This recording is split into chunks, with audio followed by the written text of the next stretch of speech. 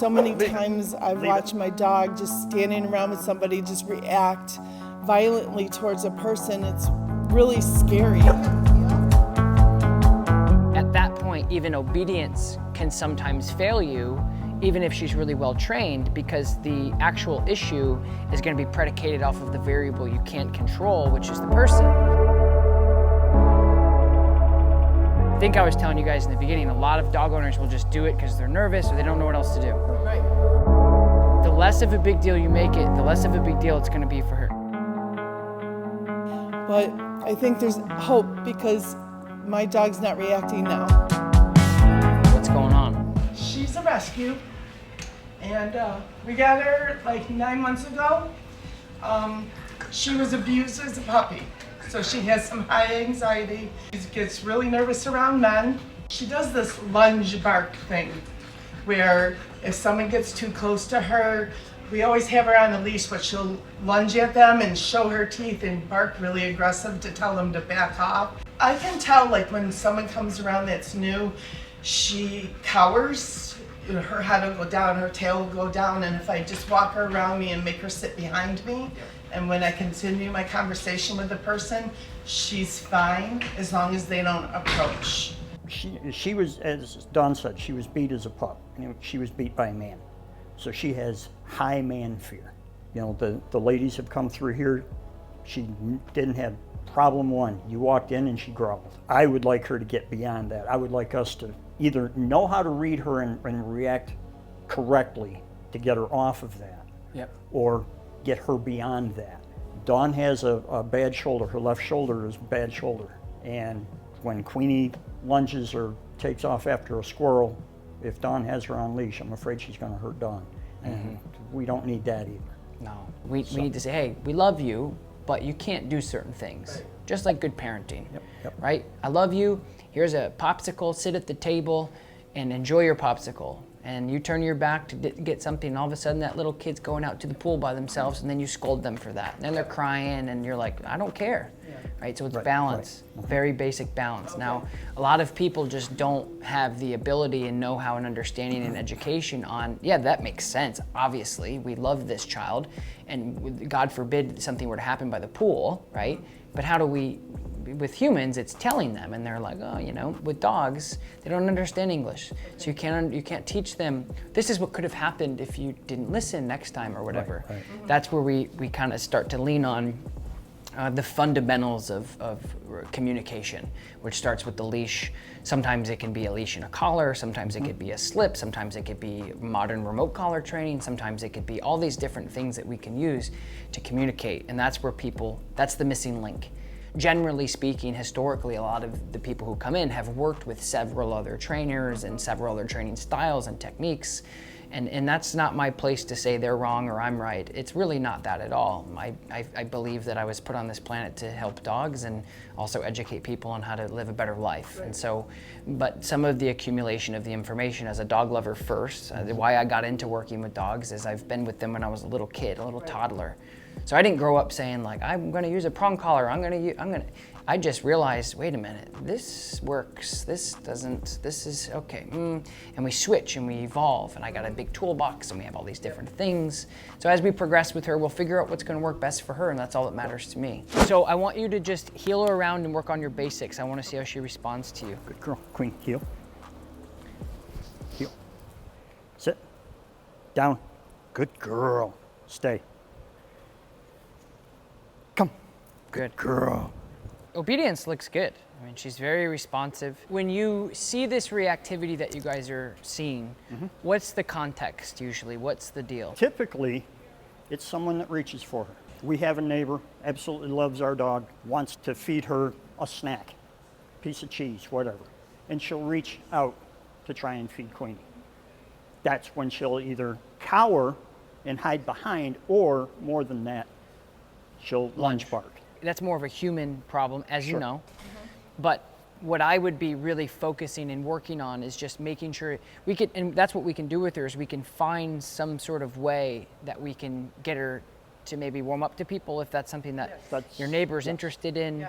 But at that point, even obedience can sometimes fail you, even if she's really well trained, because the actual issue is going to be predicated off of the variable you can't control, which is the person. And if you don't know that person and you don't know how well they listen, because I'm sure you guys have approached people that no matter what you say, they're like, ah, Yes. and you're like, I wanted one of your earliest print shirts, "Don't pet my Yeah, dog," yeah, and for some yeah. reason I just can't get it. yes. So same thing, right? Yes. No matter how much, but that's part of like reading a room as a reactive dog owner. Your job is to read the room, because your dog is gonna be obedient. You're gonna be having do not pet my dog leashes. You're gonna have a muzzle. You're gonna be having all these things, and people are still going to want to push the boundaries to say, no, but I'm good with dogs. I swear. It's just irresponsible. It's selfish, and it's going to happen. Yeah. But those are situations where you got to read the room and go, oh, you're one of those. Okay, hey, I gotta get going, and you boom, and you're gone. But those are things you guys will just have to practice. Leave it. Leave it. So in those situations, as she's building, where and again the picture changed. If we rewind, like there, she's building a little bit because the dog's going, or the dog is running around or whatever, which is fine. But what I would have done is more like that. Instead of getting to a point where she does react, then you can just pull her away to not avoid the situation, but avoid the build to a reaction. Okay. I was an animal control officer before, and I would unfortunately have to go to court for some of these. Real abuse is out there, and people are disgusting. Yes. And so I've seen some of the worst things that we could ever imagine with dogs, as far as like real abuse, and it's gross. So, but it happens, right? And humans are a little bit different, because they can tell you the things that maybe have happened, and they can relive that. With dogs, I think they relive it with picture changes, potentially. Like you come home and we're good, and then all of a sudden there's a broom and now we're not good. Right. So these picture changes could be these trauma, again, making this up as I go, talking out loud, these trauma triggers, right? Right. Where, again, like okay, I trust this. This is good. But I've been abused before, and then this changes, and they're like, that's it. Now it's gonna happen again. Right. So she's instinctually probably saying, I'm gonna get you before you get me. I've learned from my mistakes, and I'm a big girl now, and I can protect myself. What we're gonna be working on is changing the picture often, desensitizing these patterns. Getting up, standing up, throwing a ball, not throwing a ball, kicking something, coming over with the broom, coming over with the trash can, having other people do it, dogs in and out. These are the things that she needs for you guys to learn how to handle that. Okay. Because everything else is, it's really about you guys just stepping up and saying, no, you cannot pet my dog. So I'm just gonna work her just a little bit. And I'm not, this is where I think some people can make mistakes with dogs at this stage, is where they're looking for perfection. All I'm looking for is just a little progression where I'm like, hey, can you come with me?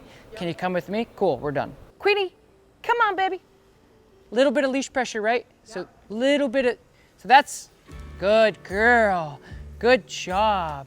Yes, good girl. She's nervous, of course, but she came in nervous. That's her whole life. She's been an abused dog. Let's go. Come on. Good girl. So see, the resistance was less there, right? So the closer you are, come on, Queenie. Good, so no resistance there, none. Queenie, so body language.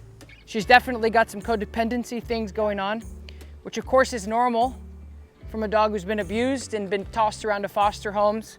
You guys are giving her the palace, right? Mm-hmm. Makes sense. But this is all confidence building. Okay. She's sniffing the ground. Body language is perfect with a man, and you guys aren't near her. Yep.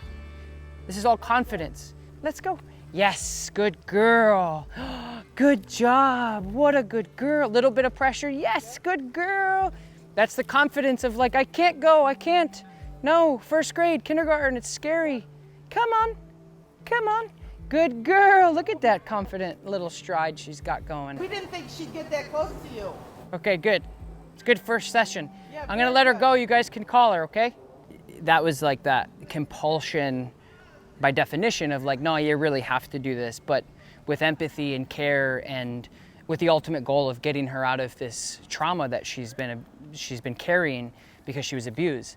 So I'm very, very happy with that. That was very lovely. It was really big for her to just be neutral with me. And the cool thing is, if you guys watch, and what I'm looking for is her willingness to work with me. So I said, hey, let's go over here. And at first I had to really give her some direction. And then after a while, she just went with me. And so that tells me that she has the ability to get over some of the trauma that she unfortunately dealt with when she was a puppy. So really good work. If you guys like this video, make sure you like, support the channel, leave a comment down below, and subscribe and turn on notifications.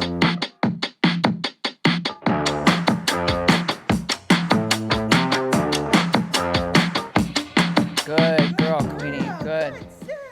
Let's work on a stay with her now. Okay, Queenie, stay. Stay. Good. Stop. Okay. So go back.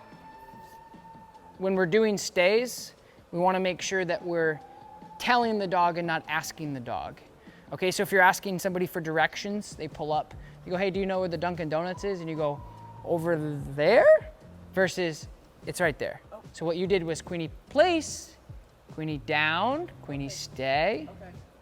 That's all. You're gonna do it multiple more times, Yep. and that's okay, and I'm gonna be on you on it, Yep. but just realize that's why we're doing it. Okay.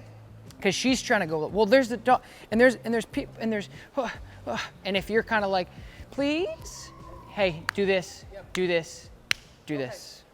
So release your pressure on the leash, and then keep her in a heel if she's in a heel. Queenie, heel. So it's the same type of voice inflection that we talked about yesterday. So instead of sit down, it's sit down. Okay. So here it's the same thing. You're still kind of asking that. So here's what the dog is seeing. Shepherd comes out, Pit Bull comes out, she starts to load. Queenie, heel. So she's hearing this like, oh shit. Yep. So turn and just tell her to heel. Okay. Queenie, heel. Good. Now slow down and stop. Perfect. Halt right there. Perfect. Queenie, sit. Even there, I wouldn't ask her to sit. Dogs have thresholds of how much they can do. Okay. So say she has 50 commands in a day that she'll do well. Don't waste your sits. And that's what I think I was telling you guys in the beginning. A lot of dog owners will just do it because they're nervous or they don't know what else to do. Right. It's not gonna hurt you. Right. I just want to work on you Yes. and your confidence, where Yes. if you just stop, you're just here. Okay. And she's here. Yep. But sometimes dogs can get frustrated and even vulnerable when you put them into a sit and there's things going on. I want you, what I call it, soaking. The objective is for her and you to be calm as these other dogs are working. So if you come over and you go, okay, I'm here, this is great, I feel good, I'm breathing, she's taking all this new dogs, and then you go sit, boom, now you have a job. Oh. Now you've kind of derailed what we're actually working on. Okay. I think dog owners just have this thing, well, I gotta train, like, okay, sitting down, but you gotta realize that every second I can do this, is training to her. She's taking all that in, and she's like, you know, and that's what she needs, is she needs that confidence.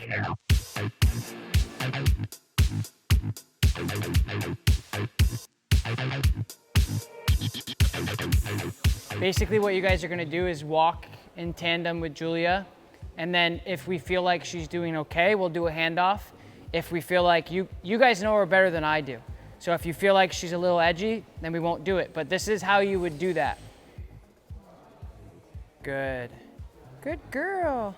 And then Julia, I would just bring her right back and just drop the leash when you get close. And that's pretty much how you would do it. You just let that person kind of walk around, and then you guys ignore her completely. Don't, like a lot of people will be like, it's okay, don't do that, because you're setting Julia up for failure. Okay. So you just completely ignore. Again, less is more with dogs who have a tendency to be suspicious or have anxiety or a little bit of fearfulness or insecurities, because they're like, is this okay, and you're like, it's. No, don't do that.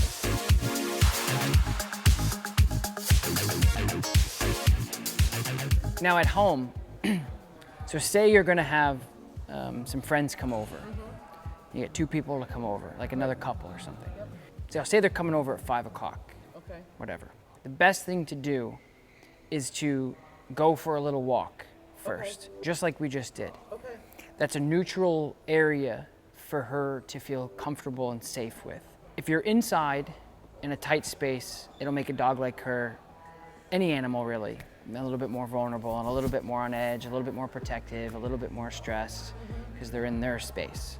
And they're like, that's their comfort place. So now somebody coming in and intruding into that comfort space can make her a little bit weary. So the best thing to do is say, hey, just call me when you're here, right? We just pulled up, great. Can't wait to see you. Leash her up, say, hey, we're just gonna, and you just go for a walk down the road, just like we just did. And you got, the thing is you just be like, hey, Queenie's a little nervous around new people. We have found it's been great for us to just go for a walk, maybe around the block a couple times. And the natural thing that typically happens is you and these people are talking and you're so, and then she just is just a fly on the wall. Okay. And then you're doing what we just did, and then you're just allowing her to get acquainted that way. She feels my emotions. 100%. So if I'm always nervous, then she's gonna be nervous. So I'm trying to be calm, but I have to learn how to be calm and also be very diligent on what's going around me. Yeah, and also too, like, you seem like a very social person and very engaging with conversations, right? Which is great. I'm like that too. But that's where you, again, I think we talked about this in the first session, is if you're hanging, like right now, you know, if we were in your house, again, like we're talking and you're listening and you're engaged, but your first responsibility is her. And if you feel like you can't give her the full responsibility and she makes a mistake, it's your fault. So sometimes you just put her in the other room and be like, whew, okay, what's up, right? And then you can really indulge in your personality. Right. So don't be afraid to do those things, because I think oftentimes dog owners will think putting her in the other room or putting the dog in the crate to chew on a bone is avoidance. They feel bad because they're doing it. And then a mistake happens and then you're like, oh, and I'm like, well, why didn't you just keep the dog safe? Our very first hour here after telling Tom our story, we watched our dog, who would never go to anybody. He took her by the leash and got her to walk away. It was amazing that she could trust other human beings besides us. And then we got progressively better and been able to work with her with other dogs in the room. And then today I was our group class, and I was really a little nervous coming in, but there was 10 other dogs in a room walking by her, and she didn't react at all. I feel much more confident on how to handle her. I highly recommend this class for anybody because it was worth every single penny, every mile that we drove. It was worth it because we're leaving more confident and with a much more settled, calmer dog. So I just thank Tom for his willingness to help dogs and owners like that and giving us a chance to get a better relationship with our dog. I hope you guys enjoyed this video. Click here to subscribe to my channels to see more videos just like this.